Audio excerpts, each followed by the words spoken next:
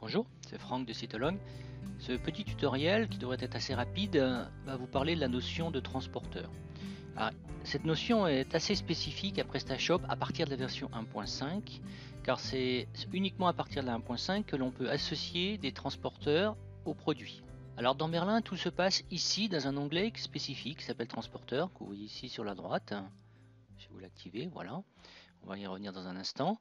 Mais avant de détailler cet onglet, je voudrais juste préciser les endroits où justement on ne peut pas gérer les transporteurs. Donc en particulier dans la table du haut, vous n'avez pas, dans le configurateur de colonne, de rubrique spécifique destinée à gérer les transporteurs. Donc vous ne pourrez pas les afficher par exemple dans cette table. Vous n'avez pas non plus de notion de transporteur dans la fiche produit. Et pareil, quand vous faites nouveau produit pour créer de nouveaux articles, vous n'avez pas non plus la possibilité de définir déjà à ce stade vos transporteurs. D'accord? Donc pour résumer, tout se passe ici, dans cet onglet. Donc dans cet onglet, la première chose à faire, c'est après avoir sélectionné des produits, par exemple j'en prends 3, c'est de cliquer sur Voir association pour visualiser tous les transporteurs existants dans votre PrestaShop. Donc là, manifestement, j'en ai que 2, dont un en plus n'a pas de nom, qui s'appelle Retrait en magasin, plus un autre, livraison le lendemain. Donc là, j'ai tous mes transporteurs, j'ai mes produits en haut et je peux donc associer mes produits à mes transporteurs. Donc si par exemple je clique ici pour associer le premier, ou si je sélectionne les deux et je clique ici pour les associer tous les deux, ce qui revient à peu près la même chose, hein, donc deux manières différentes de les associer, sur les boutons, sur la case à cocher.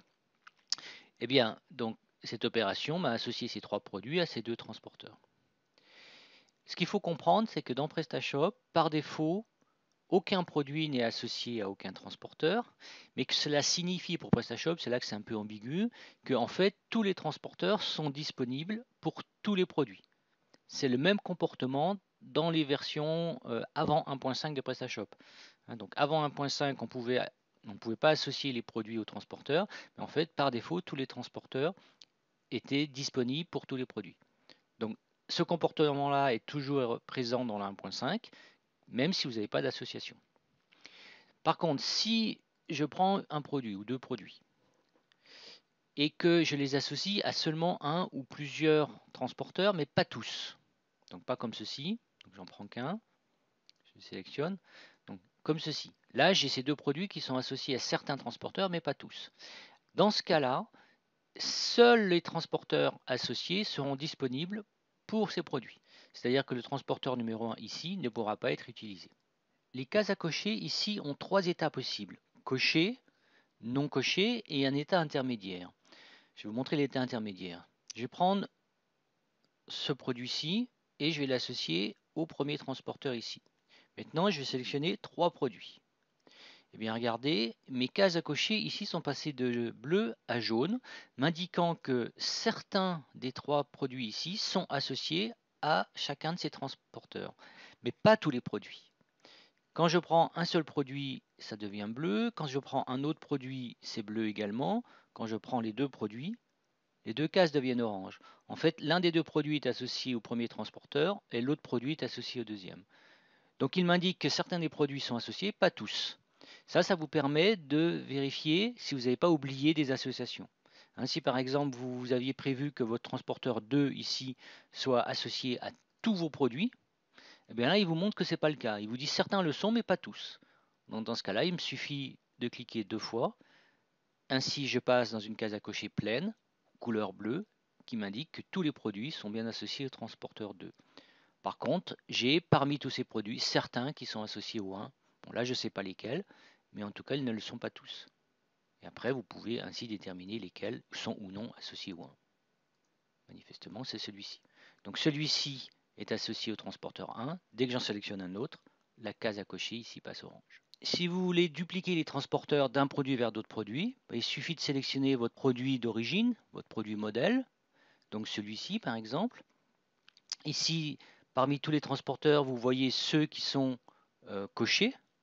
Vous pourriez, s'il y en avait beaucoup ici, filtrer. Vous pourriez faire un clic droit, filtrer sur cette colonne. Alors c'est juste en dessous ici, filtrer sur cette colonne. Filtrer avec la valeur contient 1. Je valide. Et là, je sais qu'il n'y aura plus que les transporteurs qui sont déjà activés qui vont être listés. À ce moment-là, vous les sélectionnez, toutes ces lignes, vous sélectionnez tous vos produits et vous passez ces deux lignes à l'état 1. Donc en cliquant soit deux fois ici, soit dans l'autre ligne.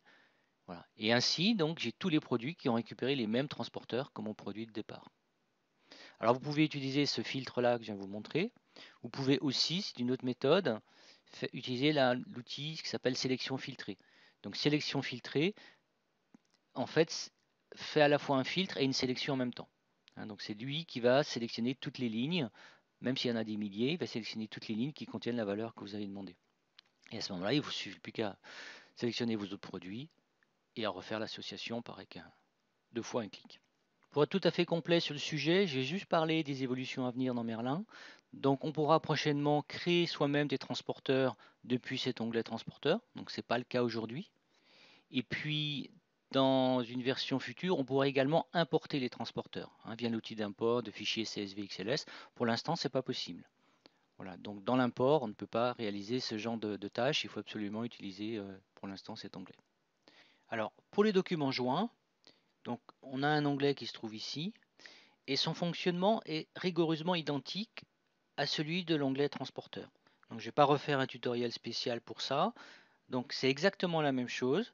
Vous avez un bouton voir association pour lister tous les documents joints existants. Ici, la première colonne contient des cases à cocher vous montrant les associations existantes avec pareil un code de couleur orange et bleu et puis les différentes données concernant ces documents joints. Et vous pouvez donc soit cliquer dans ces cases pour les associer, soit utiliser les deux boutons qu'il y a ici. Vous avez le système de filtre de la même manière, etc. Et comme pour les transporteurs, vous n'avez pas les documents joints qui peuvent être affichés en haut, on ne peut pas encore les traiter via l'import, etc. Donc c'est rigoureusement la même chose. Voilà, donc si vous n'avez pas suivi la première partie sur les transporteurs et que vous voulez être formé sur les documents joints, je vous renvoie donc à cette première partie. Suivez le tuto sur les transporteurs et vous saurez utiliser les documents joints rigoureusement de la même manière. Voilà. Merci bien pour votre attention, c'est tout pour ce petit tuto et à bientôt dans une autre formation.